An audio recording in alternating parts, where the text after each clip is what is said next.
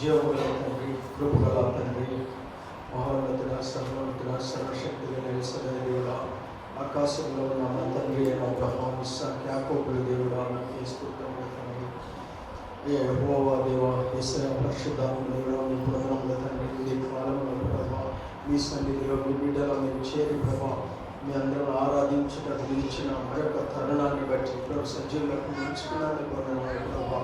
వీటి యొక్క ఆరాధన ద్వారా మీరు మహిమ పొందిన తండ్రి. వందనాలు. కీర్తన భాగం ద్వారా ప్రభా, సాక్ష్యాల ద్వారా ప్రభా తండ్రి, చిన్న బిడ్డల ప్రభా, సండే స్కూల్ ద్వారా కూడా మహిమ పొందిన తండ్రి. మీకు వందనాలు దేవ. అందరినీ వ్యస్తాలకు అప్పగిస్తున్నాము తండ్రి. మీ పరిశుద్ధాత్మతో నింపి తండ్రి. పరిశుద్ధాత్మ దేవుడా, మీరే మాకు కావాల్సిన వర్తమానం అందించండి, ఆశీర్వదించండి, బలపరచండి ప్రభా. అయ్యా ప్రభు, భోజనానికి కూడా మా ఆత్మలను శుద్ధపరచేయమని ప్రభా, కావలసిన బిడ్డలు నడిపించమని యేసయ్య పరిశుద్ధనామములో నడుపుకున్నాము. హల్లెలూయా. దేవుడు మిమ్మల్ని ఆశీర్వదించును గాక. ఆమేన్. సమయం తక్కువ ఉన్నది కాబట్టి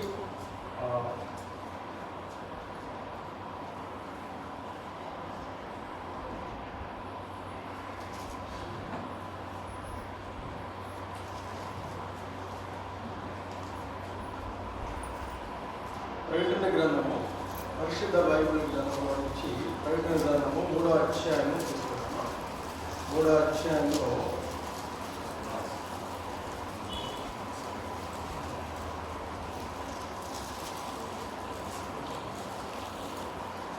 మొదటి నుండి 4 వచనాలు.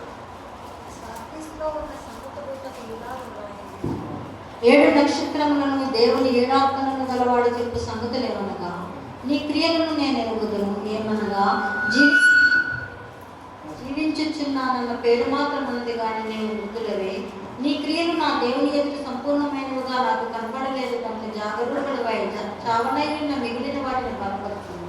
నీవెలాగో ఉపదేశము పొందినవో, ఎలాగో వింటివో జ్ఞాపకము చేసుకొని దానిని గైకొనుచు మారు మనసు పొందును. నీవు జాగరూకుడివై ఉండాలి ఎడలాంటి నేను దొంగ వలె వచ్చేదను. ఏ గడియను నీ మీదికి వచ్చేదనో నీకు తెలియనే తెలియదు. అయితే తమ వస్త్రములను అపవిత్రపరచుకొనని కొందరు సార్దీస్లో నీ యొద్ద ఉన్నారు. వారు అరుగులు కనుక తెల్లని వస్త్రంలో ధరించుకుని నాతో కూడా సంచరించగలరు. జయించువాడు అలాగను తెల్లని వస్త్రంలో ధరించుకున్నాను. జీవగ్రంథంలో నుండి అతని పేరు ఎంత మాత్రం తుడుపు పెట్టక నా తండ్రి ఎదుటను ఆయన దూతల ఎదుటను అతని పేరు ఒప్పుకుంటున్నాను. హల్లెలూయా.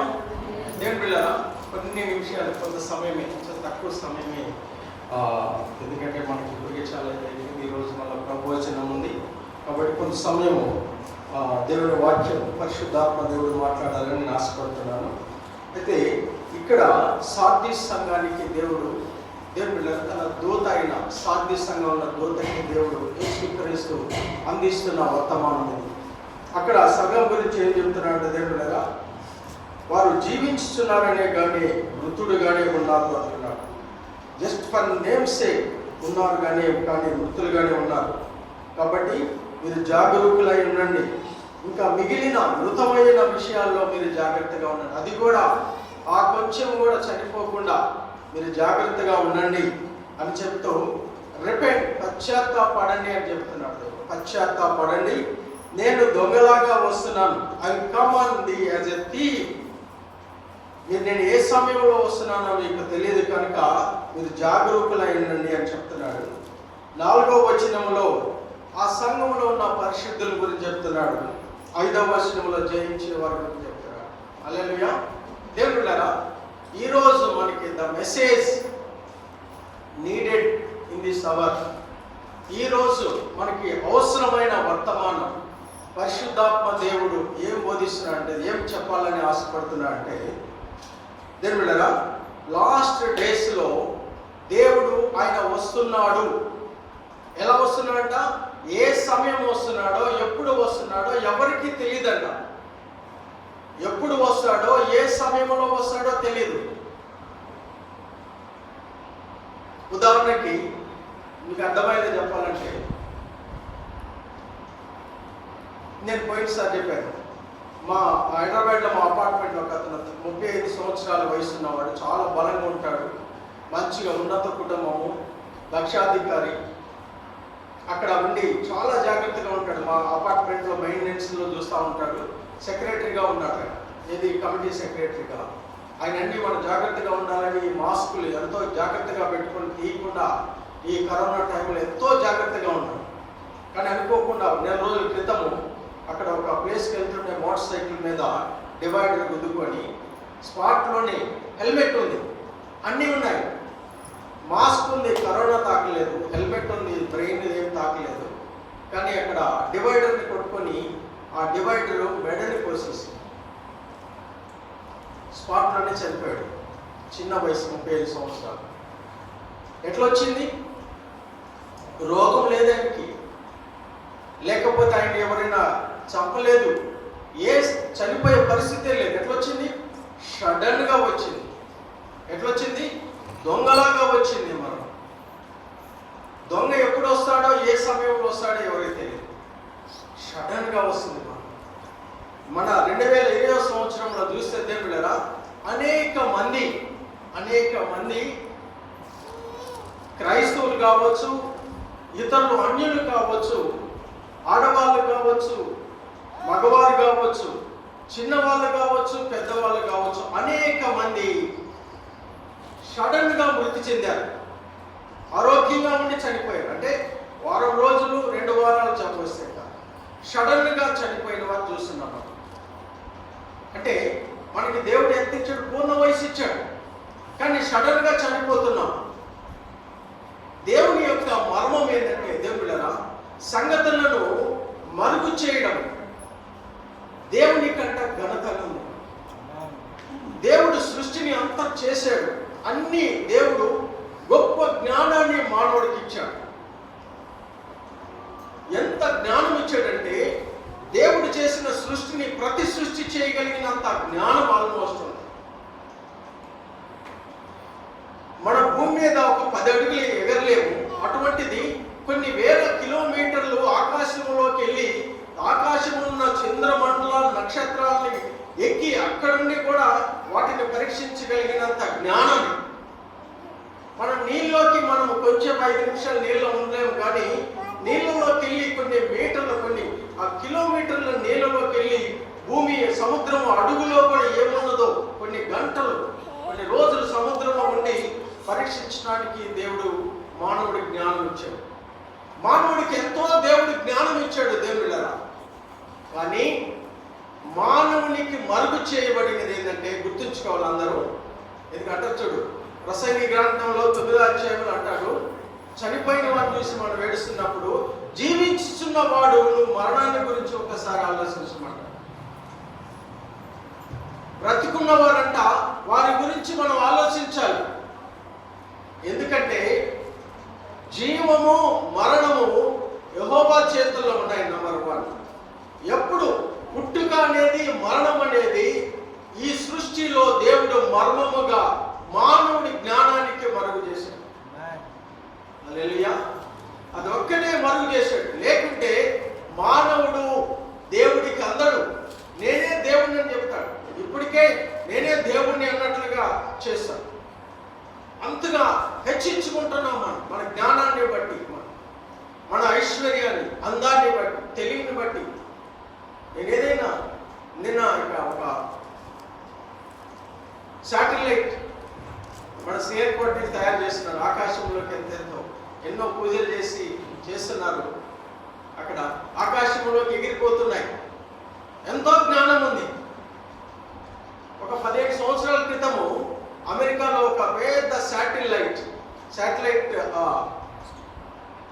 దాని పేరు గుర్తురాదు, వారు ఆ శాటిలైట్ పైన ఉన్న ఆకాశంలోకి వెళ్ళిపోయి ఆకాశంలో ఉన్న నక్షత్రాల దగ్గరికి వెళ్ళి ప్లానెట్స్ దగ్గరికి వెళ్ళి అక్కడున్న గ్రహాల దగ్గర కొన్ని దాదాపుగా 2 months 3 months అక్కడ ఉండి వచ్చారు.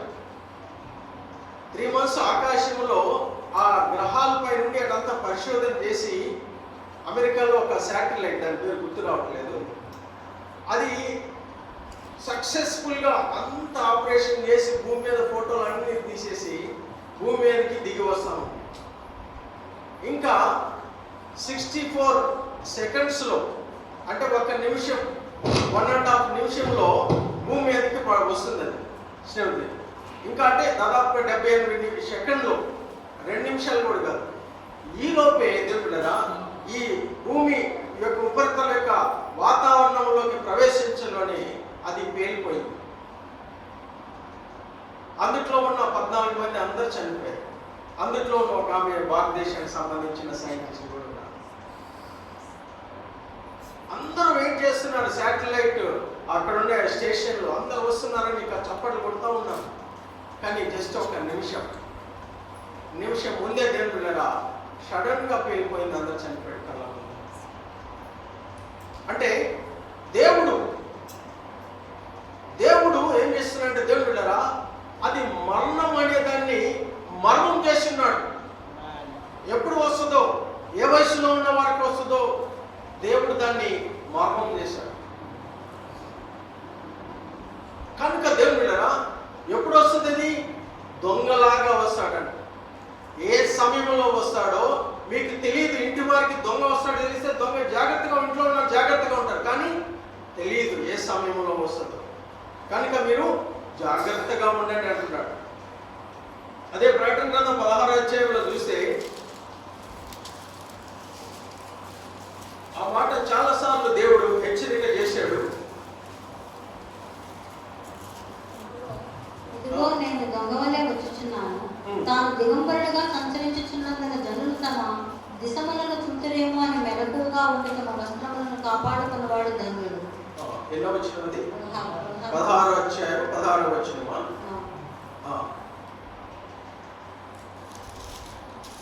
ఎట్లన్నాడు?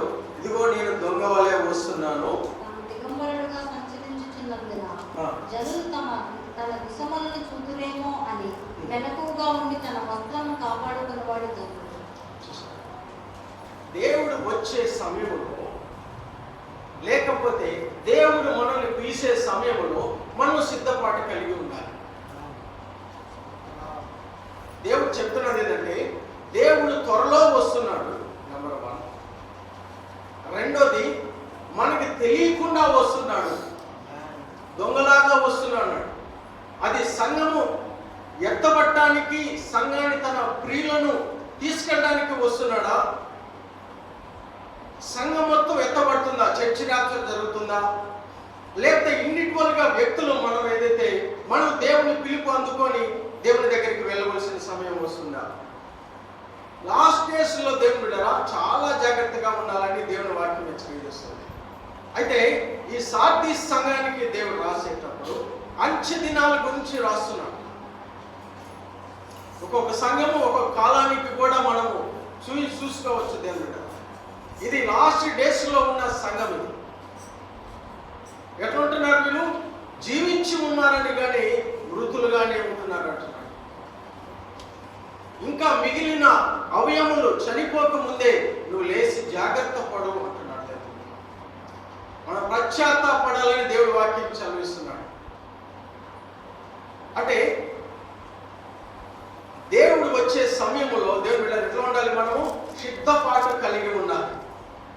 ఈ సార్దీస్ సంఘములో ఎట్లా అంటే కొందరు తమ వస్త్రాల్ని మలినము చేసుకోకుండా, అపవిత్రం చేసుకోకుండా కొందరు ఎలా ఉన్నారంట? శుద్ధి కలిగి ఉన్నారంట. చదవండి 3వ అధ్యాయం 5వ వచనం. ప్రకటన గ్రంథం 3వ అధ్యాయం 5వ వచనం. తెల్ల వస్త్రములను ధరించుకొనును. 4వ వచనం. అయితే తమ వస్త్రములను అపవిత్రపరచుకొనని కొందరు సార్దీస్లో ఎంత ఉన్నారు. వారు అర్హులు కనుక తెల్లని వస్త్రములను ధరించుకొని నాతో కూడా సంచరించెదరు. చూసుకోండి. 1, తెల్లని వస్త్రములు ధరించుకొని ఉన్నారు. ఎవరు ధరించుకున్నారు? వారు యొక్క వస్త్రాలని మలినపరచుకోలేదు, అపవిత్రపరచుకోలేదు. దేవుని కొరకు మనం రోషము కలిగి ఉండాలి. దేవుడితో నువ్వు నడవాలని నీకు ఆశ ఉండాలి. దేవుడి సన్నిధిలో నువ్వు కనిపించాలని నీకు ఆశ ఉండాలి. దేవుడు వచ్చినప్పుడు ఎట్లున్నారంట? నీ దిశమూల కనపడకుండా నువ్వు దేవుని యొక్క వస్త్రములు, తెల్లని వస్త్రములు ధరించుకొని ఉండాలంటున్నాడు. ఎవరు తెల్లని వస్త్రాలు ధరించుకుంటారు? ఎవరు దేవునితో నడుస్తారు అంటే ఎవరైతే తమ దేహాన్ని అపవిత్రపరచుతారో, ఎవరైతే తమ దేహాన్ని అపవిత్రపరచుకోకుండా కాపాడుకుంటారో వారే దేవుడా దేవుడు వచ్చినప్పుడు వస్త్రాలు కలిగి ఉంటారు, తెల్లని వస్త్రాలు కలిగి ఉంటారు, వారు జీవము గల దేవునితో నడుస్తారు. హల్లెలూయా. మనము దేవుడు మనల్ని మోచించి ఉన్నాడు. ఉదాహరణకి చెప్పాలి, ఆదాముని అవ్వని దేవుడు చేసినప్పుడు ఏదైనా వనములో ఉంచినప్పుడు దేవుడు ప్రతిదినం వచ్చి చల్లజామున ఆదాముతో మాట్లాడేవాడు. ఆదాముతోటి ఆ చల్లటి జామున నడుస్తూ మాట్లాడుతూ ఉండేవాడు. అది ఎన్ని వందల సంవత్సరాలు ఉన్నాడో మనకు తెలియదు, ఎన్ని సంవత్సరాలు ఉన్నాడో మనకు తెలియదు. ఆదాము యొక్క జీవితం 935 సంవత్సరాలు బ్రతుకున్నాడు. దేవుడా దాదాపుగా 100 సంవత్సరాల వరకు అక్కడ ఏదైనా వనం ఉన్నట్టుగా మనం చూస్తున్నాం. అంటే దేవునితోటి నడవటం మనం చూస్తున్నాం. కానీ ఎప్పుడైతే ఆదాములోకి పాపం వచ్చిందో దేవుడా దేవుడు మళ్ళా ఒక రోజు దర్శించాడు, ఆదాముతో మాట్లాడడానికి వచ్చాడు. ఆదామా ఆదామా అని పిలుస్తున్నాడు. పిలిస్తే ఆదాము అవ్వలు ఎక్కడున్నారు? వారు వెళ్ళి దాక్కున్నారు, చెట్టు వెనుక దాక్కున్నారు. ఎందుకు? వారికి వస్త్రం లేకుండా దిగంబరముగా కనిపిస్తున్నారు. హల్లెలూయా. ఎప్పుడైతే పాపం వచ్చిందో దిగంబరులుగా అయ్యారు. ఒక ఆశ్చర్యకరం ఏంటంటే అంతకు ముందు కూడా వారికి వస్త్రాలు లేవు. ఆదాము అవ్వని సృష్టించినప్పుడు వీరు పాపం చేయక ముందు కూడా వారికి వస్త్రాలు లేవు. అప్పుడు కూడా వాళ్ళు దిగంబరులుగానే ఉన్నారు. కానీ దేవుడికి వారు దిగంబరులుగా కనపడటం లేదు, వారికి వారు దిగంబరులుగా కనపడట్లేదు. ఒక మనిషిని దిగంబరత్వంలోకి తీసుకెళ్లేది ఈ బట్టలు కాదు. ఒక మనిషిని దిగంబరత్వంలోకి తీసుకెళ్లేది పాపము. దేవుడు మనం ఎన్ని వస్త్రాలు కప్పుకొని ఉండొచ్చు, పాపములో ఉంటే మనం దిగంబరత్వంలో ఉన్నాం దేవుని సన్నిధిలో. దేవుడు తెల్లని వస్త్రాలు ధరించుకోవాలన్నాడు. మనం ఎర్రని చేసుకోవచ్చు, లేకపోతే ఏ వస్త్రాలైనా చేసుకోవచ్చు. దేవుడురా దేవుడి దృష్టిలో నీ వస్త్రాలు తెల్లగా ఉండాలంటే ప్రకటన గ్రంథం 7వ అధ్యాయంలో ఉంది ఏంటంటే తెల్లని వస్త్రములు ధరించుకున్న వీరు ఎవరో అని అంటున్నారు. చదవండి ప్రకటన గ్రంథం 7వ అధ్యాయము. వస్త్రములు ధరించుకొని ఉన్న వీరెవరు? 7:14 7:13 వచ్చింది. పెద్దలలో ఒకడు తెల్లని వస్త్రములు ధరించుకొని ఉన్న వీరెవరు, ఎక్కడి నుండి వచ్చిరని నన్ను అడిగాను. అందుకు నేను, అయ్యా నీకే తెలియననగా అతడు ఇలాగ నాతో చెప్పాను, వీరు మహాశ్రమం నుండి వచ్చిన వారు, గొర్రెపిల్ల రక్తంలో తమ వస్త్రములను ఉతుక్కొని వాటిని తెలుపు చేసుకునేది. గొర్రెపిల్ల రక్తంలో వస్త్రాల్ని ఉతుక్కున్నారంట. రక్తంతో ఉతికితే తెల్లటి వస్త్రాలు ఏం కావాలి? ఎర్ర కావాలి. కానీ తెల్లగా అవుతాయి. నిత్యుడైన ఆత్మ శరీరంలో చనిపోవటం వల్ల, నిత్యుడైన దేవుని యొక్క ఆత్మ శరీరంలో చనిపోవటం వల్ల సిలువలో, ఆ సిలువలో సిందించిన పవిత్రమైన రక్తం ఇది యొక్క గొప్పతనం ఏంటంటే మన పాపాన్ని కడిగి ఎర్రగా మన పాపములు ఉన్నప్పటికీ కూడా ఆయన రక్తంలో మనం కడిగినప్పుడు మనల్ని తెల్లగా హిమములాగా చేయగలుగుతాం. హల్లెలూయా. యేసు ప్రభు రక్తము మనల్ని ఏం చేస్తుంది? పరిశుద్ధులుగా చేయగలుగుతుంది. యేసు ప్రభు రక్తం మనల్ని ఏం చేస్తుంది? మనకి వస్త్రాలు, తెల్లటి వస్త్రాలు చేయగలుగుతుంది. తెల్లటి వస్త్రాలు ధరించుకున్న వీరు ఎవరు అంటే దేవుళ్ళరా, వారు శ్రమలలో గుండా వెళ్తున్నవారు. శ్రమల్లో గుండా మనం వెళ్తున్నప్పుడు, ఇరుకుల్లో గుండా వెళ్తున్నప్పుడు, ఇబ్బందుల్లో గుండా వెళ్తున్నప్పుడు, అనారోగ్యంలో గుండా వెళ్తున్నప్పుడు, బాధల్లో వేదనలో గుండా వెళ్తున్నప్పుడు దేవుళ్ళరా మనం తెల్లటి కొత్త వస్త్రాలు ధరించుకోం. మనం ఔషధాల వస్త్రాలు ధరించుకోం, రాజులు ఉండే వస్త్రాలు ధరించుకోలేము. శ్రమల్లో బాధల్లో గుండా వెళ్తున్న వీరు పరిశుద్ధుల దేవుళ్ళరా, వారు యేసయ్య రక్తముతోటి వారి వస్త్రాలని ఉతుక్కున్నారు, కడుక్కున్నారు. అంటే వారి ప్రాణాత్మ శరీరాన్ని ప్రభు రక్తము చేత కడుగుకున్న పరిశుద్ధులు వారు దేవుని దృష్టిలో తెల్లని వస్త్రములు ధరించుకొని ఉన్నారు. ప్రభు అర్మగెద్దోను యుద్ధానికి వచ్చేటప్పుడు గుర్రం మీద, దేవుని బిడ్డలారా, తెల్లటి గుర్రం మీద వచ్చేటప్పుడు పరిశుద్ధులు అందరూ, ఇదిగో యేసు క్రీస్తులో చనిపోయిన పరిశుద్ధులు అందరూ, దేవుని బిడ్డలారా, సైన్య సమూహం లాగా తెల్లటి వస్త్రాలు ధరించుకొని సైన్యము యేసు ప్రభుతో రెండో రాకడప్పుడు వస్తారు. దేవుని బిడ్డలారా, అర్మగెద్దోను యుద్ధప్పుడు సాతాను బంధించి 1000 ఏళ్ల పరిపాలనలో ఈ పరిశుద్ధులైన, దేవుని బిడ్డలారా, యేసు క్రీస్తులో మృతి చెందిన పరిశుద్ధులు 1000 ఏళ్ల పరిపాలనలో యేసు క్రీస్తుతో పరిపాలనలో ఉంటారు. వారు అప్పుడు రాజులుగా ఉంటారు, యాజక వంశముగా ఉంటారు, పరిశుద్ధమైన జనాంగముగా ఆ 1000 ఏళ్ల పరిపాలనలో యేసు క్రీస్తు రాజ్యములో ఉంటారు. హల్లెలూయా. దేవుని బిడ్డలారా, మనము దేవుడు ఏం చెప్తున్నాడంటే, ఈ లోకములో, ఈ పరిస్థితుల్లో, ఈ సమయంలో, ఈ అంత్య దినాల్లో, దేవుని బిడ్డలారా, మనం న్యాయముగా ఆలోచిస్తే పరిశుద్ధంగా ఉండటం చాలా కష్టం. ఎలా ఉన్నాం మనము? In the midst of filthy world, అంటే ఎలా ఉన్నామంటే అపవిత్రమైన లోకములో మనం ఉన్నాం. In the midst of the wicked world, చెడ్డతనముతో కూడిన లోకములో మనం జీవిస్తున్నాం. అలాంటప్పుడు మనం పరిశుద్ధంగా ఉండటం అనేది చాలా కష్టం. మనల్ని పవిత్రంగా ఉంచుకోవడం అనేది చాలా కష్టం. దేవుని బిడ్డలారా, ఎందుకంటే ఎక్కడ చూసినా మనం వెళ్తున్నప్పుడు, మనం నివాసం చేస్తున్నప్పుడు, మన స్కూల్లో ఉన్నా, ఉద్యోగాల్లో ఉన్నా, ఇంటిలో ఉన్నా, ఎక్కడున్నా కానీ, మనం బయటికి వెళ్ళినప్పుడు, ఎక్కడికి వెళ్ళినా కానీ పరిస్థితులు ఎట్లుందంటే, లోకము ఎలా అంటున్నాడు?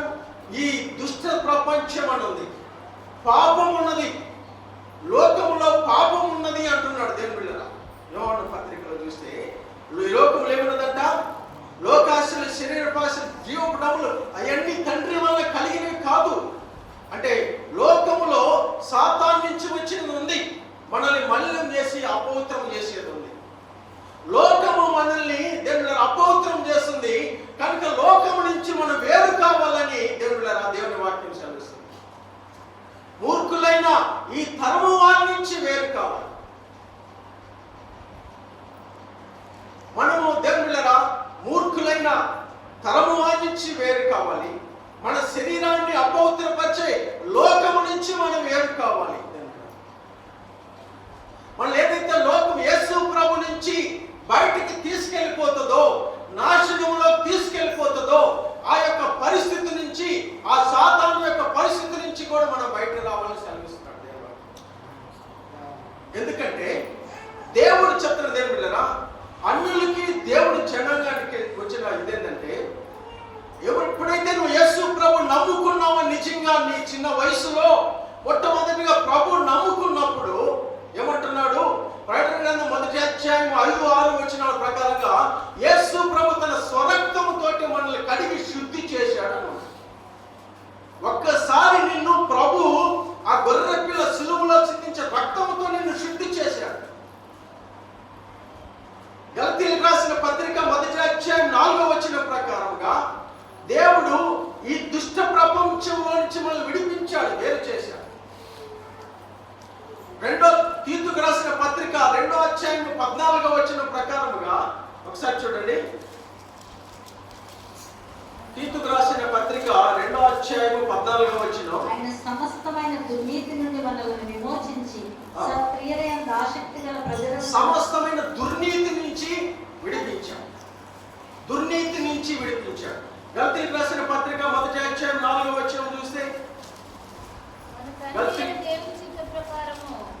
క్రీస్తు మనలను ప్రస్తుత దుష్టకాలంలో నుండి విమోచింపవలెనని మన పాపముల నిమిత్తము తను తాను అప్పగించుకొనెను. వినండి, ఒక 5 నిమిషాలు చెప్తాను. దేవుడి నుండి దుష్ట కాలంలో నుంచి, ప్రజెంట్ ఈవిల్ వరల్డ్ అని ఉంది, ఇంగ్లీష్ ఏమిటంటే ఈవిల్ వరల్డ్, ప్రజెంట్ ఈ దుష్ట ప్రపంచం నుంచి విడిపించడానికి ఏం చేశాడు ప్రభు? తన్ను తాను అప్పగించుకున్నాడు. తన్ను తాను అప్పగించుకున్నాడు అంటే సిలువలో ఆయన సంపూర్ణంగా, ఆయన ఒక క్రైదనముగా యేసు ప్రభు సిలువలో మన కొరకు చనిపోయాడు. సంపూర్ణం అంటే ఆయనలో ఉన్న రక్తాన్ని కూడా మన కొరకే కార్చాడు. శరీరాన్ని నలుగుకొట్టబడింది, శరీరానికి మేకులు వేశారు, భయంకరంగా సిలువలో రక్తం కార్చాడు. సిలువలో ఒకటి, శరీరం నలగొట్టబడింది. 2, రక్తము పూర్తిగా మన పాపం కొరకు కార్చాడు. 3, సిలువలో మరణించాడు. ఎందుకు? మనల్ని దుష్ట ప్రపంచం నుంచి విడిపించడానికి, మన పైన వేధిస్తున్న మరణ బలము నుంచి, నాశనములోకి, అగ్నిగుండములోకి తీసుకెళ్లే పాతాళ బలము నుంచి నిన్ను విడిపించడానికి, మరణ బలము కలిగిన వాడి యొక్క బలము నుంచి నిన్ను విడిపించడానికి యేసు ప్రభు శిలువలో చనిపోయాడు. దేవుడు నీ కొరకు ఏం చేశాడమ్మా? శిలువలో సంపూర్ణంగా ఆయన సమర్పించుకున్నాడు. నీ కొరకు రక్తం కార్చాడు. మనం చేసిన తప్పులు, పాపము, అవమానకర పాపముల గురించి దేవుణ్ణి కత్తులతో పొడవలేదు కానీ, బల్లెలతో పొడవలేదు కానీ ముఖాన ఉమ్మి వేశారు. ఎవరి కొరకు చేశారమ్మా? నువ్వు ఆలోచించు. నువ్వు రోషము కలిగిన వారివైతే, రోషము కలిగిన దానివైతే దేవుడా, దేవుని కొరకు రోషము తెచ్చుకొని బతుకుతావు. శరీర ఇచ్చలకి దాసులమై, ఏమంటున్నాడు రోమపత్రిక 6వ అధ్యాయంలో ఏమంటున్నాడు? నువ్వు శరీరానికి దాసుడు అవుతావా, దేవునికి దాసుడు అవుతావా? శరీరము చూడండి, రోమపత్రిక 6వ అధ్యాయము. మనము క్రీస్తుతో కూడా చనిపోయిన ఎడల మృతుల్లో నుండి లేచిన క్రీస్తు ఇతను చనిపోడనియు, మరణమునకు ఇతను ఆయన మీద ప్రభుత్వం లేదని ఎరిగి ఆయనతో కూడా జీవించదమని నమ్ముచున్నాము. 16 లోబడుటకు దేనికి మిమ్మల్ని మీరు దాసులుగా అప్పగించుకుందురో అది చావు నిమిత్తముగా పాపములకే గాని, నీతి నిమిత్తముగా విధేయతకే గాని, దేనికి మీరు లోబడుతున్నాం దానికే దాసులగుదురని మీరు కదా. 6వ అధ్యాయం 16వ వచనం అందరూ జ్ఞాపకం పెట్టుకోండి. దేవుళ్ళరా, పరిశుద్ధాత్మ దేవుడు మాట్లాడుతున్నాడు. ఇవన్నీ దేవుడు మనకి ఎన్నోసార్లు ఛాయిస్ ఇస్తాడు, ఎన్నోసార్లు అవకాశం ఇస్తా ఉంటాడు. మనం ఏం చేస్తాం? ప్రభు యొక్క మంచితనాన్ని మనము, ఆయనది పర్లేదు లేని మనము లైట్ గా తీసుకుంటాం. కానీ ముందుగా జాగ్రత్త పడాలి దేవుళ్ళరా. దేవుడు సేవకుడు మాట్లాడుతున్నప్పుడు, పరిశుద్ధాత్మ దేవుడు మాట్లాడుతున్నప్పుడు, వాక్యం మన ముందుకు వచ్చినప్పుడు, మన దగ్గరికి వచ్చినప్పుడు, మన జీవితాలు మార్చుకోవడానికి, దేవుని గురించి భయపడటానికి దేవుడు బిడ్డరా, మన జీవితాన్ని మళ్ళా కట్టుకోవడానికి, దేవుని సన్నిధిలో పశ్చాత్తాపంతో దేవుళ్ళరా మన దోషాలు ఒప్పుకొని ఆ ఏదైతే దేవునికి ఆయాసకరమైన ఉండదో అది వదిలివేసేయాలని యువతి కాలంలో పరిశుద్ధాత్మ దేవుడు మనతో మాట్లాడు. దేనికి నువ్వు దాసుడు అవుతావు? మరణమగునట్లుగా పాపానికి నువ్వు దాసుడు అవుతావా? ఏమంటున్నాడు? నిత్య జీవము కలుగునట్లుగా దేవుని నీతికి నువ్వు దాసుడు అవుతావు. 16వ వచనం మనం చదవండి. నేను పాపములకు దాసు, నీతి నిమిత్తముగా విధేయతకే గాని, దేనికి మీరు లోబడుదురో దానికే దాసులగుదురని మీరు ఎదుగరా. దేనికి దాసులమైతే దానికే, ఏది దాన్ని మనం అంగీకరిస్తామో దానికే దాసులం అయిపోతాం. ఏమంటున్నాడు యేసు ప్రభు? మీరు మరలా దాసులు కాకుండా, యోహాను పత్రిక 8వ అధ్యాయంలో ఏమన్నదంట? పాపము చేయవాడు పాపానికి దాసుడు అనంది. మనం దాసులం అయితే దేవుళ్ళరా, మనం ఏం చెప్తే చేయాలి? ఎవరికి మనం దాసులం అవుతున్నాం? ఎవరు మన యజమానులుగా ఉంటున్నాడు?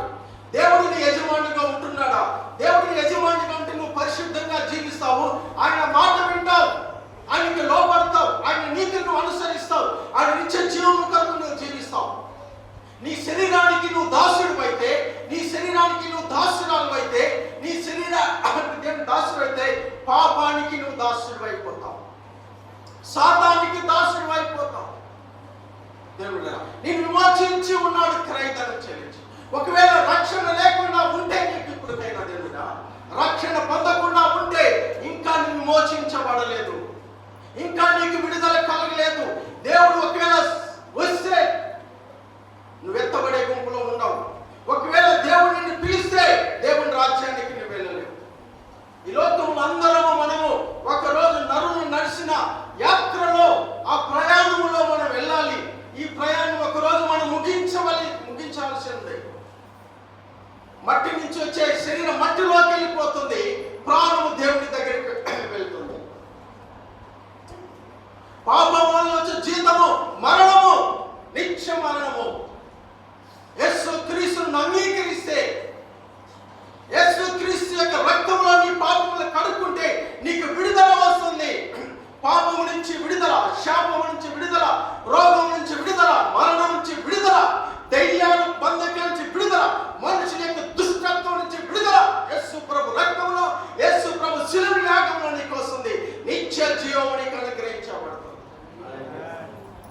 తెలుసుకో ఈ రోజే.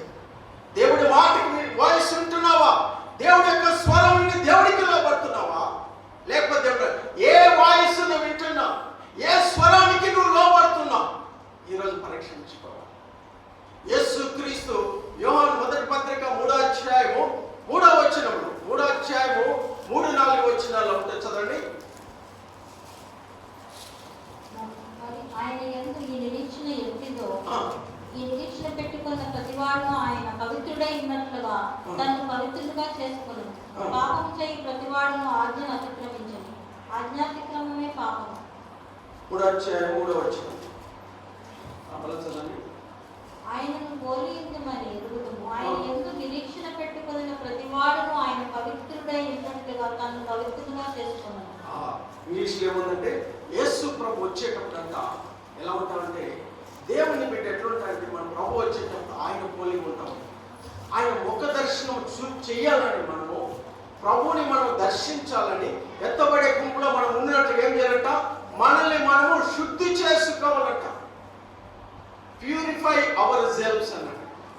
దేవుడిని దర్శించాలంటే నిన్ను శుద్ధి చేసుకోవాలి. దేవుడు దహించు అగ్నిగా ఉన్నాడు. ఆయనతో నివాసం చేయగలిగిన వారు ఎవరు అన్నది యెషయా గ్రంథం 33వ అధ్యాయంలో 14వ వచనంలో. నిత్యము కాలుతూ అగ్ని లాంటి వాడు ఆయన దగ్గర ఎవరు నివాసం చేయగలుగుతారన్నది. సామ్స్ దావీదు కీర్తనలో 15వ అధ్యాయంలో ఆ దేవుని యొక్క పరిశుద్ధ పర్వతం మీద ఎవరు నివాసం చేయగలుగుతారని ఉంది. అదే దావీదు 24వ కీర్తనలో ఎవరు పరిశుద్ధ పర్వతాన్ని ఎక్కగలుగుతారు, ఆయనతో ఎవరు నివాసం చేస్తారు. దేవునిగా ఈ లోకములో ఉన్నప్పుడే పరిశుద్ధ పర్వతాన్ని మనం ఎక్కాలి. నంబర్ 1. ఎవరు ఆయనతో నడుస్తారు అని 24వ దావీదు కీర్తనలో. Who can walk with him అన్నాడు. ఒకటి, ఆయన సన్నిధిలో ఉండాలి, ఆయనతో మనం నడవాలి. సాధ్య సంఘం ఎవరైతే తమ వస్త్రాన్ని అపవిత్రం చేసుకోకుండా తెల్లని వస్త్రాలు కలిగి ఉన్నారో వారు దేవుడితో నడుస్తున్నారు. ఆదాము పాపము చేయకుండా ఉన్నప్పుడు దేవుడితో నడిచాడు. దేవుడి స్వరాన్ని వింటున్నాడు. దేవుడితో నువ్వు నడుస్తున్నప్పుడు ఆయన స్వరాన్ని వింటావు. ఆయన మాటలు నీకు అర్థమవుతుంది. దేవుడితో నువ్వు నడుస్తున్నప్పుడు నువ్వు సరైన మార్గాన్ని వెళ్ళగలుగుతావు. సరైన ఆత్మీయ జీవితాన్ని కట్టుకోగలుగుతావు. సరైన గమ్యాన్ని చేరగలుగుతావు. ఎందుకంటే ఆయనతో నడుస్తున్నావు కాబట్టి. అబ్రహాము దేవుడితో నడిచాడు కాబట్టి అబ్రహాము యొక్క దేవుని యొక్క హృదయం అబ్రహాముకు అర్థమైంది. అందుకే దేవుడు చెప్పిన అన్నింటికీ లోపడ్డాడు. దేవుడి వాగ్దానము అబ్రహాము జీవితంలో కొన్ని వేల సంవత్సరాలైనా ఇంకా ఆయన చేసి నెరవేర్చబడుతుంది. దేవుడితో నువ్వు నడిచినప్పుడు ఆయన యొక్క దేవుని యొక్క స్వరం మనం వినగలుగుతాం. ఆయన హృదయం మనకు అర్థమవుతుంది. ఆయన మనతో ఏమి కోరుకుంటున్నాడో మనకు తెలుస్తుంది. ఆయన సన్నిధిలో మనం నివాసం చేయాలి. అంటే దేవుడరా మనల్ని మనం శుద్ధి చేసుకోవాలి. 2 కొరింథీ పత్రిక 7వ అధ్యాయం 1వ వచనం ముగిస్తాను చూడండి. 2 కొరింథీ పత్రిక 7వ అధ్యాయం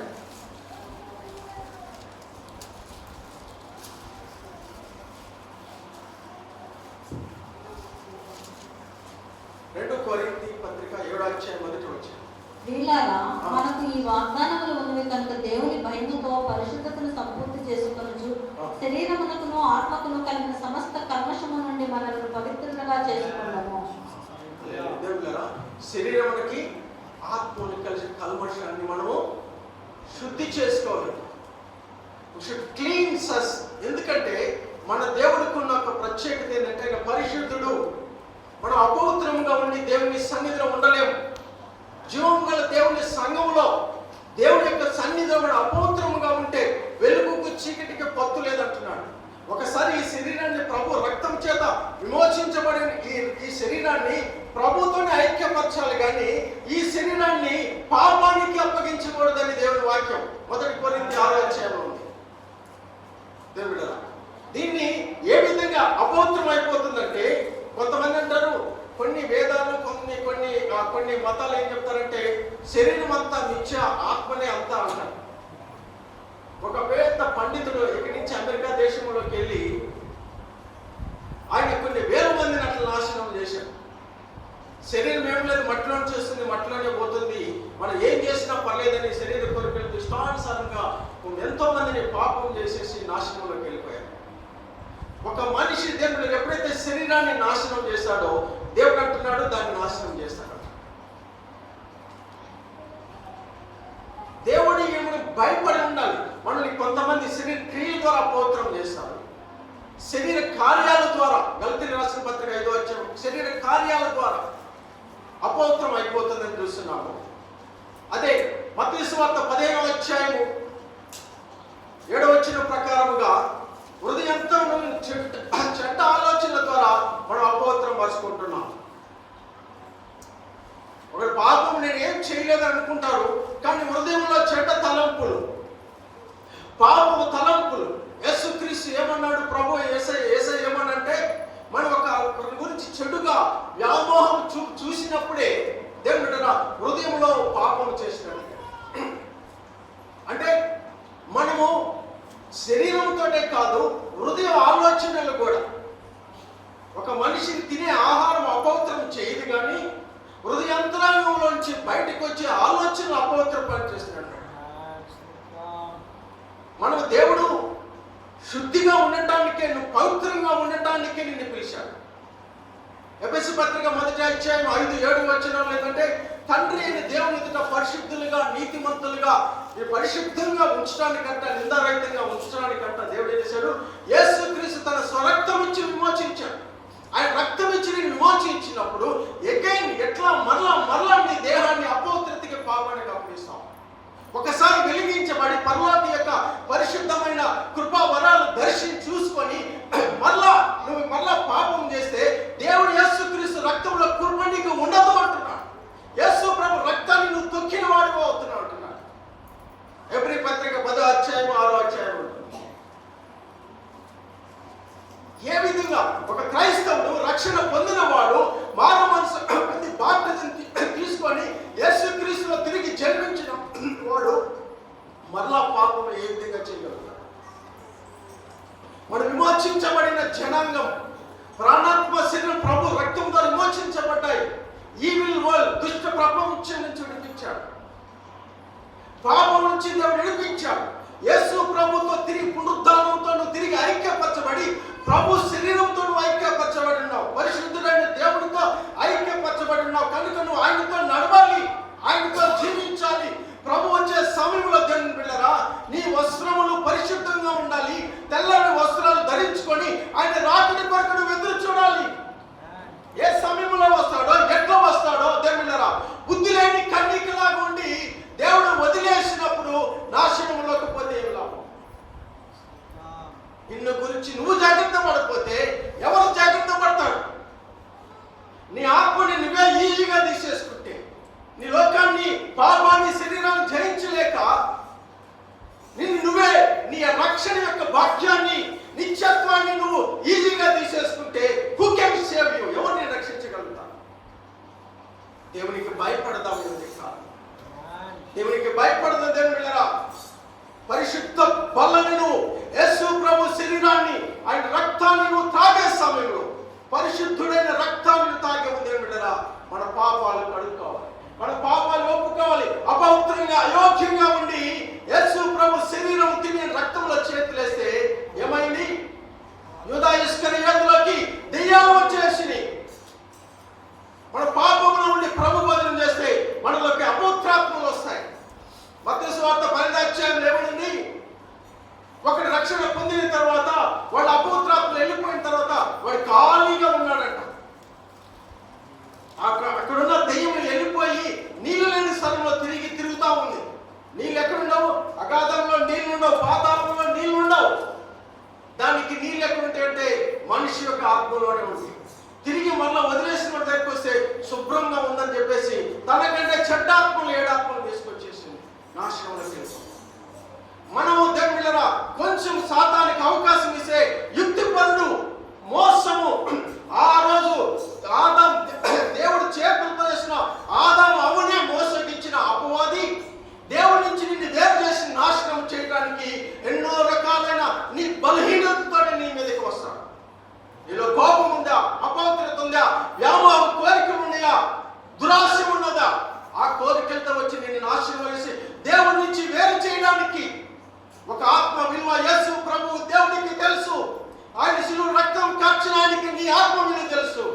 ఆత్మ విలువ సాతానికి తెలుసు. దేవుని హృదయం గాయపరచాలంటే నీ ఆత్మని నాశనం చేయడానికి అపవాది ప్రయత్నం చేస్తాం. దేవుని బిడ్డలారా, భయపడదాం, ప్రార్థన చేసుకుందాం, చిన్న ప్రార్థన చేసుకుందాం.